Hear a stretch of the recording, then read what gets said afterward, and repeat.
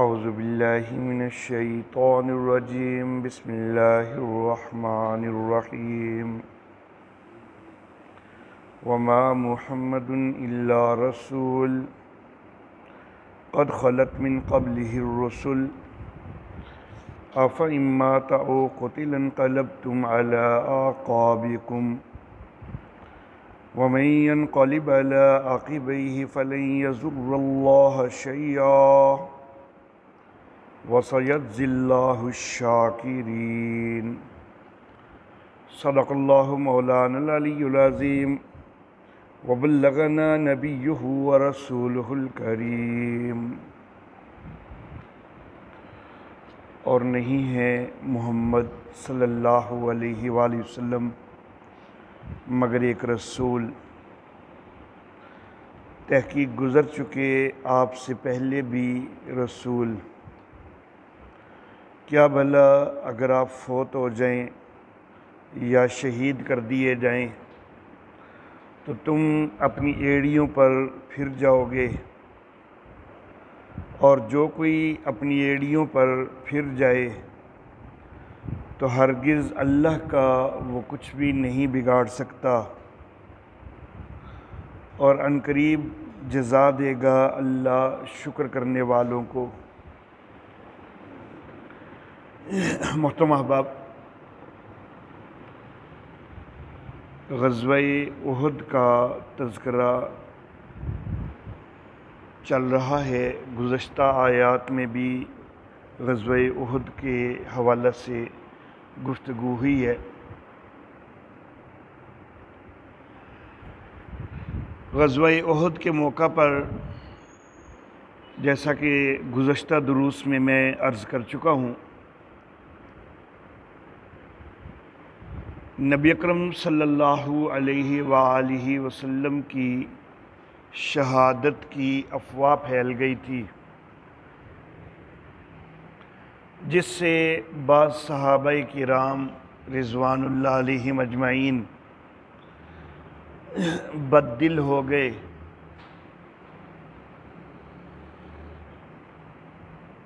اس موقع پر اللہ رب العزت نے یہ آیت مبارکہ نازل فرمائی ہے۔ اگرچہ بعض صحابہ کرام ایسے بھی تھے کہ جو مزید جوش کے ساتھ، جذبے کے ساتھ لڑ رہے تھے اور دوسروں کو بھی اس پر ابھار رہے تھے کہ بھائی اگر اللہ کے نبی وفات پا گئے ہیں تو اللہ تو زندہ ہے، اللہ کا دین جو ہے وہ تو زندہ ہے، ہم نے اللہ کے دین کے لیے لڑنا ہے۔ تو حضرت انس بن نضر رضی اللہ تعالی عنہ، حضرت ثابت بن دہدار رضی اللہ تعالی عنہ وغیرہ کچھ صحابہ کرام ایسے تھے کہ جو صحابہ کرام کو مزید جوش پر ابھار رہے تھے، لیکن بہرحال دوسری طرف کچھ صحابہ کرام ان کے اندر بددلی بھی پیدا ہو گئی کہ جب نبی اکرم صلی اللہ علیہ وآلہ وسلم ہی نہیں رہے تو پھر ہم نے کیا لڑنا ہے، کیا جہاد کرنا ہے۔ وہ مایوسیوں کا کچھ شکار ہونے لگ گئے۔ تو اللہ رب العزت نے فرمایا کہ وما محمد الا رسول، کہ محمد صلی اللہ علیہ وآلہ وسلم وہ صرف ایک رسول ہیں،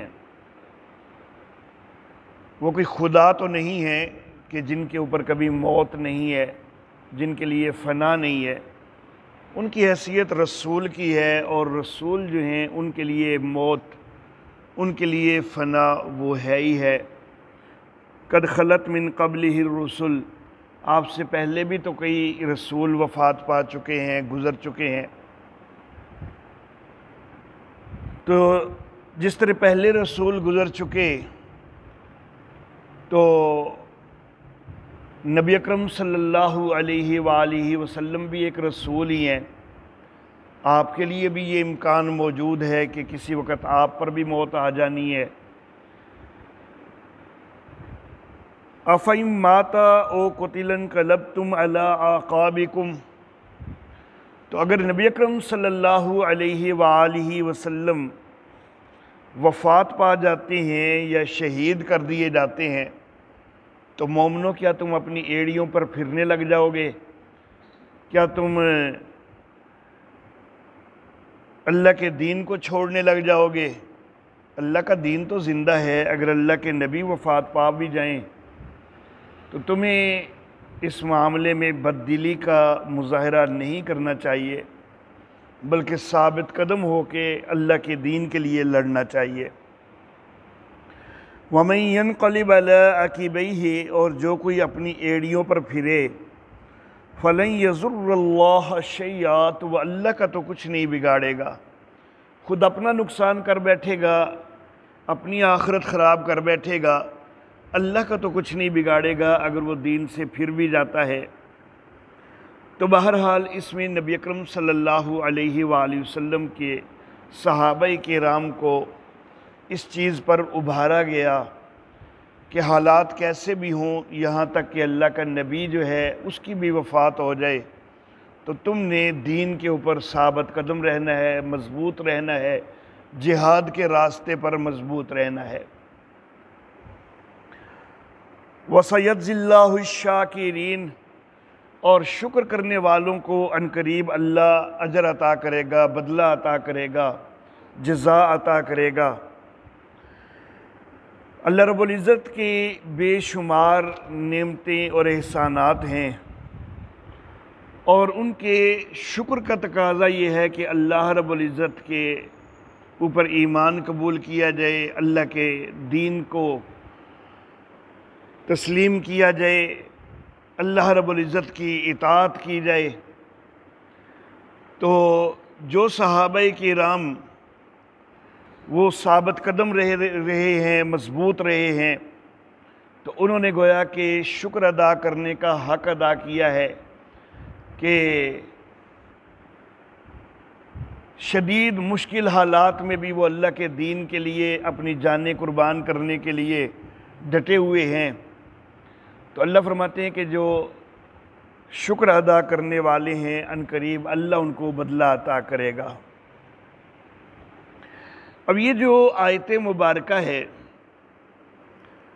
اس کے اندر یہ لفظ استعمال ہوئے کہ أَفَإِن مَاتَ أَوْ قُتِلَ، کہ اگر اللہ کا نبی وفات پا جاتا ہے، اس کے اوپر موت آ جاتی ہے، یا وہ قتل کر دیا جاتا ہے، شہید کر دیا جاتا ہے، تو گویا کہ آیت مبارکہ کے اندر نبی اکرم صلی اللہ علیہ وآلہ وسلم کے لیے موت کے امکان کا تذکرہ ہے، اور یہاں تو صرف امکان کا تذکرہ ہے۔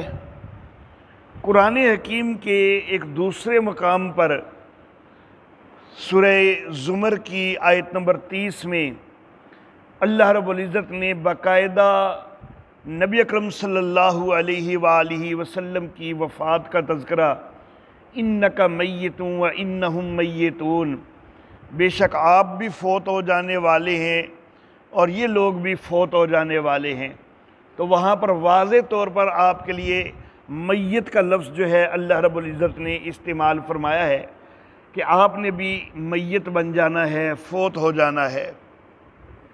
سورۃ الحجر کی آیت نمبر 99 میں اللہ رب العزت فرماتے ہیں کہ وَاعْبُدْ رَبَّكَ حَتَّى يَأْتِيَكَ الْيَقِينُ، اپنے رب کی بندگی کرتے جاؤ۔ نبی اکرم صلی اللہ علیہ وسلم کو خاص طور پر خطاب کیا جا رہا ہے کہ اے نبی اپنے رب کی بندگی کرتا جا یہاں تک کہ موت تم تک پہنچ جائے۔ یقین سے یہاں پر موت مراد ہے، کیونکہ یقین سے موت کے علاوہ اگر کوئی اور یقینی بات مراد لی جائے تو پھر تو آیت مبارکہ جو ہے اس کا مطلب ہی بڑا معاذ اللہ غلط بن جاتا ہے، کیونکہ لفظ یہ ہے کہ وَاعْبُدْ رَبَّكَ، اپنے رب کی بندگی کر، حَتَّى يَأْتِيَكَ الْيَقِينُ، یہاں تک کہ تجھے یقین پہنچ جائے۔ یقین کا معنی اگر تو موت کریں تو پھر تو مطلب یہ ہوا کہ مرنے تک بھی اپنے رب کی بندگی کرتا جا، اور اگر یقین کا معنی کہیں کہ جی نہیں موت نہیں کوئی اور یقینی چیز ہے تو پھر مطلب یہ بنے گا کہ بھئی یہ جو رب کی بندگی ہے نا یہ کوئی یقینی چیز نہیں ہے معاذ اللہ، لیکن ابھی چلو گزارا کیجئے، ابھی رب کی بندگی کرتے جائیے، یہاں تک کہ جب وہ یقینی چیز آئے جائے گی نا تو پھر رب کی بندگی کو چھوڑ کے اس یقینی چیز کو اختیار کر لیجئے گا، پھر تو یہ مطلب بن جائے گا، اور یہ مطلب جو ہے یہ تو سراسر اسلام کی بنیاد کو ہی ختم کر دینے والا ہے۔ تو یقین کا معنی یہاں پر یقیناً موت ہی ہے کہ اے نبی موت تک بھی رب کی بندگی کرتے جائیے۔ تو نبی اکرم صلی اللہ علیہ وآلہ وسلم کے لیے یقین کے لفظ کے ساتھ بھی موت کا تذکرہ ہوا، اور انکا میتن کے لفظ صراحت کے ساتھ بھی آپ کے لیے استعمال ہوئے۔ پھر اللہ رب العزت سیدنا یحییٰ علیہ الصلاۃ والتسلیمات کے حوالہ سے سورہ مریم کے اندر فرماتے ہیں کہ وَسَلَامٌ عَلَيْهِ یوم ولدہ، کہ یحییٰ علیہ السلام پر سلامتی ہو جس دن وہ پیدا ہوئے، وَيَوْمَ يَمُوتَ، اور جس دن ان کی وفات ہے اس دن بھی ان کے اوپر سلامتی، وَيَوْمَ يُبْعَثُ حَيًّا، اور جس دن وہ زندہ کر کے اٹھائے جائیں گے اس دن بھی ان کے اوپر سلامتی۔ تو حضرت سیدنا یحییٰ علیہ الصلاۃ والتسلیمات کے لیے موت کا لفظ جو ہے وہ خود اللہ رب العزت استعمال فرما رہے ہیں۔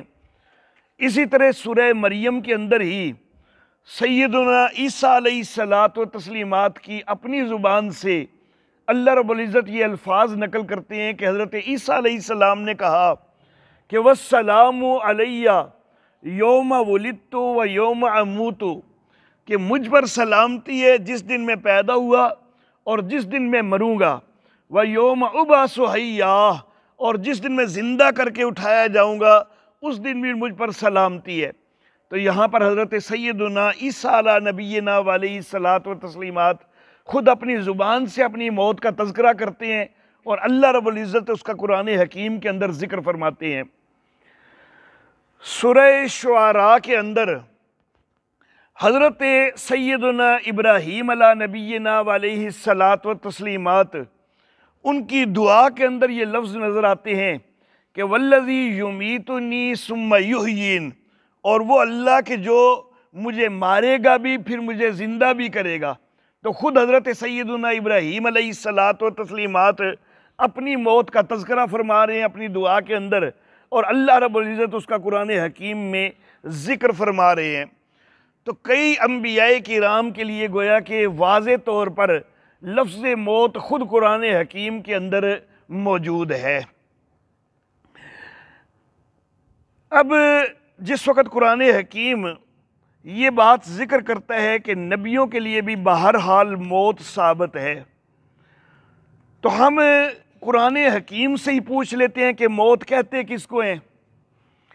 صفحہ نمبر 418 ہے، سورہ زمر کی آیت نمبر 42 ہے۔ اللہ رب العزت فرماتے ہیں کہ اللہ یتوفی الانفس حین موتہا، اللہ روحوں کو قبض کر لیتے ہیں، جانوں کو قبض کر لیتے ہیں ان کی موت کے وقت، واللتی لم تمت فی منامہا، اور جن کی ابھی موت نہیں آئی ہوتی ان کی بھی جانوں کو اللہ قبض کرتے ہیں ان کی نیند کے اندر۔ تو گویا کہ اللہ رب العزت نے ذکر فرمایا کہ موت میں بھی جانیں قبض ہوتی ہیں، نیند میں بھی جانیں قبض ہوتی ہیں، لیکن قبض کی کیفیت ایک جیسی نہیں ہے۔ موت کی قبض کی کیفیت اور ہے، نیند کی قبض کی کیفیت اور ہے، جیسا کہ اگلے لفظوں میں اللہ رب العزت نے کیفیت کا فرق جو ہے وہ ذکر فرمایا ہے۔ ایک فرق اللہ رب العزت نے یہاں پر ذکر فرمایا ہے، اور ایک فرق وہ جو ہے انسانوں کے مشاہدہ میں آتا ہے، ہمارے مشاہدہ میں آتا ہے، ایک فرق وہ بھی ہے، ایک یہاں اللہ نے باقاعدہ ذکر فرمایا ہے۔ یہاں پر اللہ رب العزت نے کیا ذکر فرمایا فرق؟ اللہ فرماتے ہیں فَيُمْسِكُ الَّتِي قَضَىٰ عَلَيْهَا الْمَوْتِ، اللہ اس کو روک رکھتے ہیں کہ جس کے اوپر موت کا فیصلہ ہو چکا، اس کی روح کو روک لیا جاتا ہے، اس کی جان قبض کر کے روک لی جاتی ہے کہ جس کے اوپر موت کا فیصلہ ہو چکا۔ وَيُرْسِلُ الْأُخْرَىٰ إِلَىٰ أَجَلٍ مُّسَمًّى، اور دوسری کو بھیج دیا جاتا ہے ایک مقررہ مدت تک، یعنی جس کی نیند میں قبض ہوئی ہے اس کی روک نہیں رکھی جاتی بلکہ اس کی واپس بھیج دی جاتی ہے، لیکن وہ بھی ایک مقررہ مدت تک ہے۔ جب اس کی بھی موت کا وقت آئے گا نا تو اس کی بھی روک رکھی جائے گی۔ تو گویا کہ اللہ رب العزت نے یہ واضح فرما دیا کہ موت اس کو کہتے ہیں کہ جان قبض ہو جائے، روک لی جائے اور واپس نہ بھیجی جائے فوری، یعنی رات کو سویا ہے صبح واپس بھیج دی گئی، دن کے وقت کسی وقت سویا ہے چند گھنٹوں بعد واپس بھیج دی گئی یا چند منٹوں بعد واپس بھیج دی گئی، وہ نیند ہے۔ اگر وہ روک لی جاتی ہے تو اس کو موت کہتے ہیں۔ یہ فرق ہے جو خود اللہ رب العزت نے یہاں پر ذکر فرما دیا۔ ایک دوسرا فرق انسانوں کے مشاہدہ کے اندر موجود ہے۔ انسان کے جو افعال ہوتے ہیں، کچھ افعال وہ ہوتے ہیں کہ جو انسان اپنے اختیار سے اپنی مرضی سے کر رہا ہوتا ہے، اور کچھ افعال ایسے ہوتے ہیں کہ جو انسان اپنی اختیار اور مرضی سے نہیں کر رہا ہوتا بلکہ اس کے جسم سے صادر ہو رہے ہوتے ہیں، لیکن اس کا اپنا اختیار ان میں کوئی نہیں ہوتا۔ بعض اوقات یہ چیزیں ہم ان کو محسوس جاگتے ہوئے بھی کرتے ہیں۔ میں بول رہا ہوں، اپنے اختیار سے بول رہا ہوں، اللہ نے مجھے یہ اختیار اتنا دیا ہوا ہے کہ میں بول سکتا ہوں، لیکن میرا دل دھڑک رہا ہے۔ کیا یہ میں اپنے اختیار سے اس کو دھڑکا رہا ہوں؟ میری نبض چل رہی ہے، کیا میں اپنے اختیار سے اس کو چلا رہا ہوں؟ یہ نہیں ہے، بلکہ وہ خود بخود جو ہے وہ انسان کے جسم سے وہ افعال صادر ہو رہے ہیں۔ میری سانس چلتی ہے، اس میں بعض اوقات میں جو ہے وہ دانستہ سانس لے رہا ہوں، بعض اوقات میں دانستہ سانس نہیں بھی لیتا، مجھے پتہ بھی کوئی نہیں ہوتا، لیکن سانس آ جا رہا ہے۔ کبھی سانس اختیار کے ساتھ چل رہا ہے، لیکن اس میں بھی جب تک اللہ جو ہے وہ اختیار دیے رکھیں گے تب تک چلے گا، جب اللہ ختم کر دیں گے تو اختیار ختم ہو جائے گا۔ اور بعض اوقات جو ہے وہ اختیار کیے بغیر، مثال کے طور پر سانس مشکل ہو رہا ہے تو اس وقت بندہ خود کوشش کر کے سانس لیتا ہے، یہ اختیار کے سانس لیا جا رہا ہے، اور بعض اوقات خود بخود چل رہا ہے۔ تو انسان کے کچھ افعال اختیاری ہوتے ہیں اور کچھ بغیر اختیار کے انسان کے جسم سے صادر ہو رہے ہوتے ہیں، ان کو کہتے ہیں اضطراری۔ اب جس وقت بندہ جاگ رہا ہے، زندہ موجود ہے، جاگ رہا ہے، اس وقت بھی یہ دونوں ہیں، لیکن جس وقت بندہ سو جاتا ہے نا تو ان میں اختیاری افعال ختم ہو جاتے ہیں، کیونکہ اللہ کہنے ہیں کہ ہم نے روح کو قبض کر لیا، جان کو قبض کر لیا، تو اس کا کچھ نہ کچھ نتیجہ تو سامنے آنا ہے نا، اس کا کوئی نہ کوئی اثر تو سامنے آنا ہے نا۔ جب اللہ نے جان قبض کی ہے تو اس کا یہ نتیجہ ہوتا ہے کہ اختیاری افعال ختم ہو جاتے ہیں، غیر اختیاری افعال اب بھی جاری رہتے ہیں، اضطراری افعال اب بھی جاری رہتے ہیں۔ دل اب بھی دھڑک رہا ہے، نبض اب بھی چل رہی ہے، سانس اب بھی چل رہی ہے۔ انسان بعض اوقات مسکرا رہا ہوتا ہے خواب میں، لیکن وہ اپنے اختیار سے وہ مسکرا نہیں رہا ہے، تو وہ اس کی مسکراہٹ اس کے چہرے سے نظر آ رہی ہے، یہ غیر اختیاری چیز جو ہے یہ اب بھی جاری ہے۔ کروٹیں لینا غیر اختیاری چیز، سویا ہوا ہے اپنی مرضی سے، اس کو تو پتہ کوئی نہیں ہے، وہ تو سویا ہوا ہے، لیکن سوئے سوئے کبھی ادھر کروٹ بدل رہا ہے، کبھی ادھر بدل رہا ہے، تو یہ غیر اختیاری چیز چل رہی ہے۔ کبھی کبھی وہ بولتا بھی ہے خواب کے اندر، کبھی بڑبڑاتا ہے، کبھی کوئی واضح بولتا ہے، اور یہ بولنا اس کے اپنے اختیار سے نہیں ہوتا۔ اس کو تو صبح اٹھے تو پوچھے کہ بھائی آپ یہ بول رہے تھے، اس کو پتہ بھی کوئی نہیں ہوگا کہ میں یہ بول رہا تھا۔ اللہ اللہ۔ تو نیند کے اندر روح کے قبض ہونے کا ایک اثر ہوتا ہے، اور وہ یہ کہ اختیاری افعال ختم ہو جاتے ہیں لیکن اضطراری جاری رہتے ہیں۔ لیکن موت کے اندر اختیاری بھی ختم اور اضطراری بھی ختم۔ موت کے اندر جو ہے وہ اختیاری بھی کوئی نہیں باقی رہتے، اضطراری بھی کوئی نہیں باقی رہتے۔ تو یہاں پر جو ہے وہ روح کے قبض کرنے ہونے کا اثر بڑا ظاہر ہوا۔ نیند میں چھوٹا اثر ظاہر ہوا، موت میں بڑا اثر ظاہر ہوا، کیونکہ نیند کے اندر روح قبض کرنے میں اور موت کے اندر روح قبض کرنے میں بہرحال کچھ فرق موجود ہے، اور اس فرق کی وجہ سے نیند کے اندر بھی روح قبض تو ہوئی لیکن اس سے اثر چھوٹا ہوا، موت کے اندر روح قبض ہوئی تو اس سے اثر زیادہ ہوا۔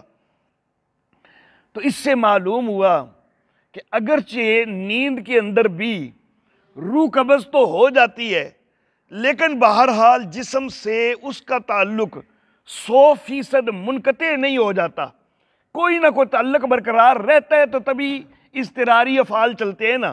اگر 100% منقطع ہو جائے تو پھر تو اضطراری افعال بھی نہ چلیں۔ تو نیند کے اندر جان قبض تو ہوتی ہے لیکن اس کا روح اور جسم کا کوئی نہ کوئی کنیکشن، کوئی نہ کوئی تعلق وہ بہرحال برقرار ہوتا ہے۔ لیکن موت جو ہے اس میں اللہ کہتے ہیں فَيُمْسِكُ الَّتِي قَضَىٰ عَلَيْهَا الْمَوْتِ، جس کی موت کا فیصلہ ہو چکا اس کی روح کو روک لیا جاتا ہے۔ اب جس کو اللہ نے روک رکھا ہے تو ہم کہے کہ نہیں جی اس کا تعلق پھر بنا ہوا ہے، تو وہ یا تو کسی قرآن کی آیت سے ہی ثابت کرو نا کہ تعلق بنا ہے۔ جب اللہ نے کوئی تعلق ذکر کوئی نہیں کیا تو پھر قرآن جب یہ کہتا ہے کہ اللہ روک رکھتے ہیں تو پھر یہی ماننا پڑے گا کہ اس کا تعلق وہ کوئی نہیں ہے، ایسا کوئی تعلق کہ جس سے اس جسم کے اندر اس روح کی وجہ سے زندگی آ جائے، ایسا کوئی تعلق جو ہے وہ موجود کوئی نہیں رہتا۔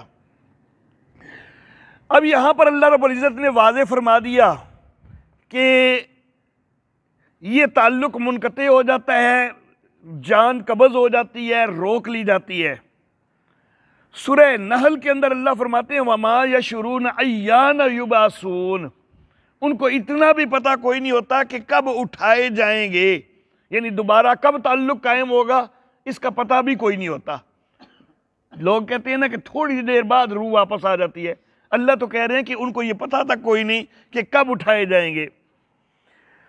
سورہ مریم کے اندر سیدنا یحییٰ علیہ الصلوۃ و تسلیمات کے حوالہ سے جو میں نے بات پہلے ذکر کی ہے کہ اللہ رب العزت نے فرمایا کہ سلام علیہ یوم ولد و یوم یموت و یوم یبعث حیا، تو وہاں پر یوم یموت وہ الگ اللہ نے فرمایا، الگ دن، و یوم یبعث حیا اس کو الگ دن فرمایا۔ اگر موت اور اس کے تھوڑی دیر بعد ہی دوبارہ روح کا جسم سے تعلق بن جانا ہے تو پھر تو اللہ فرماتے کہ یوم یموت و یبعث حیا، لیکن اللہ نے یوم یموت الگ دن کے متعلق کہا، یوم یبعث الگ دن کے متعلق کہا۔ سیدنا عیسیٰ علیہ الصلوۃ و تسلیمات کی زبان سے بھی یوم ولدت و یوم اموت و یوم ابعث حیا، تو یوم اموت جو ہے وہ الگ، وہ ایک الگ دن کا ذکر ہے، اور ابعث حیا کہ جب میں زندہ کر کے اٹھایا جاؤں گا وہ ایک الگ دن کا ذکر ہے۔ اور یہاں پر یبعث حیا اور ابعث حیا، حضرت یحییٰ علیہ السلام کے متعلق یبعث کے ساتھ حیا کا لفظ، اور حضرت عیسیٰ علیہ الصلوۃ و تسلیمات کے لیے ابعث کے ساتھ حیا کا لفظ۔ اس سے یہ بھی پتہ چل گیا کہ زندگی تب ہوگی کہ جب اٹھایا جائے گا، جب بعثت ہوگی، دوبارہ اٹھایا جائے گا تب زندگی ہوگی، اس سے پہلے زندگی کوئی نہیں۔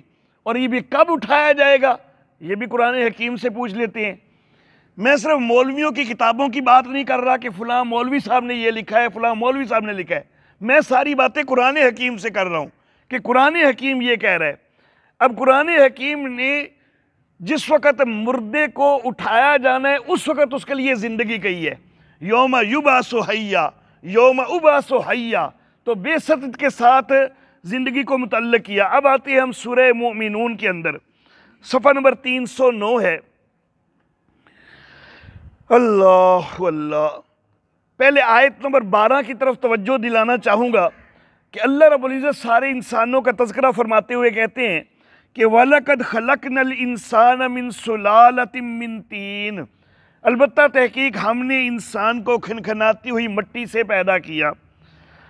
یہ انسان کی تخلیق کا پہلا مرحلہ ذکر ہوا، پھر آگے مختلف مراحل ذکر ہوئے، ثم جعلناہ نطفۃ فی قرار مکین، ثم خلقنا النطفۃ علقۃ فخلقنا العلقۃ مضغۃ فخلقنا المضغۃ عظاما فکسونا العظام لحما ثم انشأناہ خلقا آخر۔ تو یہ سارے تخلیق کے مختلف مراحل ذکر ہوئے، یہ تخلیق کے سارے مراحل ذکر کر کے آگے اللہ فرماتے ہیں فَتَبَارَكَ اللَّهُ احسن الخالقین، برکتوں والا ہے وہ اللہ جو اچھے انداز میں پیدا کرنے والا ہے۔ اب یہ تذکرہ کن کا ہو رہا ہے؟ سارے انسانوں کا تذکرہ ہو رہا ہے بغیر کسی استثناء کے، سارے انسانوں کے متعلق۔ اور آگے اللہ کیا فرماتے ہیں کہ ثم انکم بعد ذالک لمیتون، پھر اس کے بعد تم سارے مر جانے والے ہو۔ اور موت کا مفہوم سورہ زمر سے ہمیں معلوم ہو گیا کہ روح اور جسم کا تعلق منقطع ہو جانے والا ہے تمہارا، روح اور جسم منقطع ہو جائے گا۔ اب وہ دوبارہ کب جڑے گا؟ ثم انکم یوم القیامت تبعثون، پھر قیامت والے دن تم اٹھائے جاؤ گے۔ اور سورہ مریم سے میں واضح کر چکا کہ یہ جب اٹھایا جانا ہے تب زندگی ہے، کیونکہ وہاں پر حضرت عیسیٰ علیہ السلام کے لیے بھی اور حضرت یحییٰ علیہ السلام کے لیے بھی یہ دوبارہ اٹھائے جانے کے ساتھ زندگی کو متعلق کیا گیا ہے۔ تو دوبارہ زندگی کب ملنی ہے کہ ثم انکم یوم القیامت تبعثون، کہ پھر قیامت والے دن تم اٹھائے جاؤ گے۔ تو گویا کہ دوبارہ زندگی جو ہے وہ قیامت والے دن ملنی ہے، اس سے پہلے جو ہے وہ دوبارہ زندگی کوئی نہیں ہے۔ اللہ اللہ۔ تو میرے محترم احباب، قرآن حکیم کی یہ ساری آیات مبارکہ یہ مسئلے کو بڑا نکھار کے واضح کر رہی ہیں کہ انبیاء ہو یا غیر انبیاء، اللہ رب العزت کا قانون یہی ہے کہ ہر ایک کے لیے موت آنی ہے، اور موت کہتے ہی اس کو ہیں کہ روح قبض ہو کے روک لی جاتی ہے، اس کا جسم سے تعلق منقطع ہو جاتا ہے اور وہ قیامت تک منقطع رہتا ہے۔ اس سے پہلے جو ہے وہ جسم میں روح واپس کوئی نہیں آ جاتی، دوبارہ تعلق کوئی نہیں بن جاتا۔ اگر رات کو قبض ہوئی ہے، صبح تعلق بنا دیا گیا ہے، وہ نیند ہے۔ اگر دن میں کسی وقت قبض ہوئی ہے، تھوڑی دیر بعد تعلق بنا دیا گیا ہے، وہ نیند ہے۔ اور حتیٰ کہ اگر 309 سال تک بھی قبض رہ کے پھر تعلق بنا دیا گیا ہے، وہ نیند ہے۔ موت اس وقت ہے کہ جب قیامت تک دوبارہ واپس نہ آئے۔ یہ بات ہو گئی قانون کی، قانون یہ ہو گیا۔ البتہ معجزہ ایک الگ چیز ہوتی ہے۔ معجزہ جو ہے وہ عام قانون سے ہٹتا ہے، تبھی تو اس کو معجزہ کہتے ہیں۔ اگر عام روٹین کے متعلق کوئی چیز چل رہی ہوتی ہے نا، اس کو معجزہ نہیں کہتے۔ تو معجزہ جو ہے وہ ایک الگ چیز ہے۔ حضرت سیدنا عیسیٰ علیہ نبینا علیہ الصلاۃ و تسلیمات، وہ کہتے ہیں کہ کم باذن اللہ، مردہ زندہ ہو کے کھڑا ہو جاتا ہے، وہ معجزہ ہے۔ حضرت حزقیل علیہ الصلاۃ و تسلیمات ایک آبادی کے حوالہ سے جو ہے وہ اظہار کرتے ہیں کہ یا اللہ ان کو کیسے جو ہے وہ زندگی ملے گی، ان کو دوبارہ اللہ زندہ کر کے دکھا دیتے ہیں، وہ معجزہ ہے۔ حضرت سیدنا موسیٰ علیہ نبینا علیہ الصلاۃ و تسلیمات کوہ طور میں اپنے 70 ساتھیوں کی دوبارہ زندگی کی دعا مانگتے ہیں اور ان کو دوبارہ زندگی مل جاتی ہے، وہ معجزہ ہے۔ حضرت سیدنا عزیر علیہ نبینا علیہ الصلاۃ و تسلیمات، وہ 100 سال کے بعد اللہ رب العزت ان کو دوبارہ زندہ کر دیتے ہیں، وہ معجزہ ہے۔ تو یہ جو 4 واقعات ملتے ہیں قرآن حکیم کے اندر، یہ چاروں معجزہ ہیں، اور معجزہ جو ہے وہ قانون نہیں ہوتا، وہ قانون سے ہٹ کے ہوتا ہے۔ تو عام قانون جو ہے وہ انسانیت کے لیے اللہ نے یہی بنایا ہے، نبیوں کے لیے بھی یہی بنایا ہے اور غیر نبیوں کے لیے بھی یہی بنایا ہے کہ سب کے لیے موت ہے، اور موت کہتے ہی اس کو ہیں کہ قیامت سے پہلے روح کا تعلق دوبارہ کوئی نہیں بنتا۔ تو یہ ساری باتیں میں نے ثابت کی ہیں قرآن حکیم سے۔ اب قرآن حکیم سے جب یہ چیزیں ساری ثابت ہو رہی ہیں، تو پھر اگر کوئی تعلق کا قائل ہو تو وہ تعلق جو ہے اس کو بھی وہ قرآن حکیم سے ثابت کرے تو تب ہے نا۔ لیکن قرآن حکیم میں کہیں کوئی اشارہ تک موجود کوئی نہیں کہ کوئی دوبارہ تعلق جو ہے معجزے سے ہٹ کر، جس کی وفات ہو گئی ہے، موت ہو گئی ہے، اس کا تھوڑی دیر بعد کوئی تعلق بنا دیا جاتا ہے، یہ قطعاً ثابت کوئی نہیں ہے۔ اب مزید اللہ اللہ، اللہ رب العزت فرماتے ہیں کہ کل نفس ذائقۃ الموت، سورہ مومنون، سورہ آل عمران، وَإِنَّمَا تُوَفُّونَ أُجُورَكُمْ يَوْمَ الْقِيَامَةِ، ہر نفس نے موت کا ذائقہ چکھنا ہے، اور پھر ساتھ اللہ نے کیا فرمایا کہ قیامت والے دن تم اجر دیے جاؤ گے۔ حالانکہ عذاب قبر اور ثواب قبر بھی تو ہے، لیکن وہ جو عذاب قبر ثواب قبر ہے نا، تو وہ باقاعدہ اس جسم اور روح کے تعلق کے ساتھ نہیں، تو اس لیے کہا کہ قیامت والے دن تم اجر دیے جاؤ گے، کہ وہ والا اجر جو اس روح اور جسم کے تعلق کے ساتھ ایک دوبارہ زندگی کے ساتھ متعلق ہے، اس کا فیصلہ قیامت والے دن ہونا ہے۔ اللہ اللہ، یہ جو درمیانی عرصہ ہے قیامت تک کا، اب یہ کہاں ہے؟ اللہ فرماتے ہیں سورہ مومنون کی آیت نمبر 100 میں، وَمِن وَرَائِهِمْ بَرْزَخٌ إِلَىٰ يَوْمِ يُبْعَثُونَ، اور ان کے پیچھے برزخ ہے اٹھائے جانے کے دن تک۔ یہاں پر بھی اللہ نے وہی اٹھائے جانے کا دن ذکر کیا، اور وہ اٹھائے جانے کا دن سورہ مومنون کے اندر اللہ نے واضح کر دیا کہ وہ قیامت کا دن ہے، کہ یوم القیامت تبعثون، تم قیامت والے دن اٹھائے جاؤ گے۔ اور اسی دن جو ہے وہ حیات ہے، جیسا کہ سورہ مریم کی 2 آیتوں سے میں واضح کر چکا۔ تو گویا کہ اللہ اللہ، قیامت والے دن جو ہے وہ اٹھایا جانا ہے۔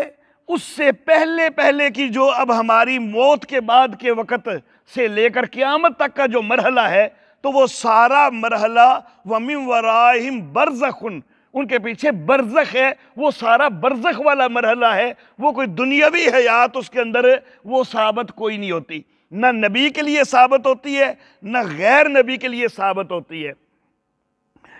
اللہ اللہ، ایک آیت مبارکہ کا اب اور تذکرہ کرنا چاہوں گا۔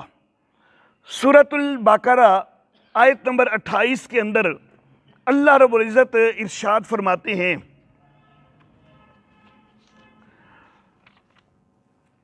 صفحہ نمبر 6 ہے، کیف تکفرون باللہ، تم کس طرح اللہ کا انکار کر سکتے ہو، وکنتم امواتا، اور تم مردہ تھے، فاحیاکم، پھر تم کو زندہ کیا، ثم یمیتکم، پھر وہ تمہیں مارے گا، ثم یحییکم، پھر تمہیں زندہ کرے گا۔ کتنے مراحل ذکر ہوئے؟ تم مردہ تھے پہلا مرحلہ، تم کو زندہ کیا دوسرا مرحلہ، پھر تم کو مارے گا تیسرا مرحلہ، پھر زندہ کرے گا چوتھا مرحلہ۔ 2 مراحل موت والے ہیں، 2 مراحل زندگی والے۔ پہلے مردہ تھے، تم کو زندہ کر دیا، یہ ایک موت اور ایک زندگی ہو گئی، پھر مارے گا، پھر زندہ کرے گا، یہ دوسری موت اور دوسری زندگی ہو گئی۔ اللہ اللہ، ہمارے ذہنوں میں تصور یہی بیٹھا ہوتا ہے کہ جس وقت یہ زندگی گزار کے ہم نے جانا ہے تو وہ موت ہے، حالانکہ اللہ نے بتلایا کہ نہیں، پہلے بھی موت تھی، جب یہ زندگی ابھی پیدا نہیں ہوئی تھی تمہاری، اس سے پہلے بھی موت تھی۔ اب جس وقت اللہ نے 2 موتوں کا تذکرہ کیا ہے، 2 زندگیوں کا تذکرہ کیا ہے، تو پھر ہم ذرا جائزہ لیتے ہیں کہ جن 2 ادوار کو اللہ نے موت قرار دی ہے ان کی کیفیت کیا ہے، اور جن 2 ادوار کو اللہ نے زندگی قرار دی ہے ان کی کیفیت کیا ہے۔ ہماری روح تو پہلے سے موجود تھی، لیکن